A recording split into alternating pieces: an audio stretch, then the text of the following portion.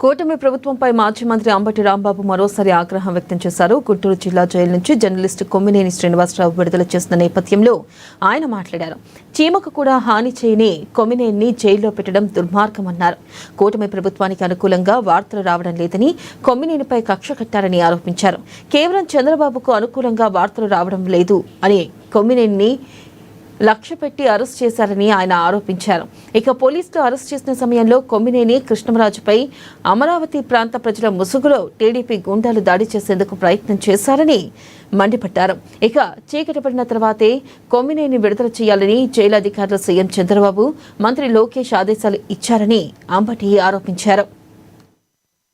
చంద్రబాబు నాయుడు గారిని ఆయన సపోర్ట్ చేయటం లేదని, అనేక సందర్భాల్లో విమర్శిస్తున్నాడనేటువంటి ఉద్దేశంతో ఆయన మీద ఇప్పటి నుంచో కక్ష పెట్టుకున్నారు. ఎన్టీవీలో పనిచేసేటప్పుడు ఆయన ఎన్టీవీ నుంచి బయటకు వచ్చేంత వరకు కూడా ఎన్టీవీ మీద ఒత్తిడి తీసుకొచ్చారు. గత్యంతరమైన పరిస్థితుల్లో ఎన్టీవీ నుంచి బయటకు వచ్చినటువంటి కొమ్మినేని శ్రీనివాస్ గారు సాక్షిలో జాయిన్ అయ్యి ఇప్పటి నుంచి ఇప్పటి వరకు లైవ్ షో కండక్ట్ చేస్తున్నారు. ఆయన మీద కక్ష కట్టి, ఆయనకు సంబంధం లేనటువంటి కేసు పెట్టి, అప్పుడు కేసు పెట్టి, అన్యాయమైన కేసు పెట్టి, అన్యాయమైన సెక్షన్లు పెట్టి, ఇంకా 10వ తారీఖు నుంచి, అంటే 9వ తారీఖు లెక్క, 9వ తారీఖు నుంచి 6వ తారీఖు వారం రోజులు పాటు.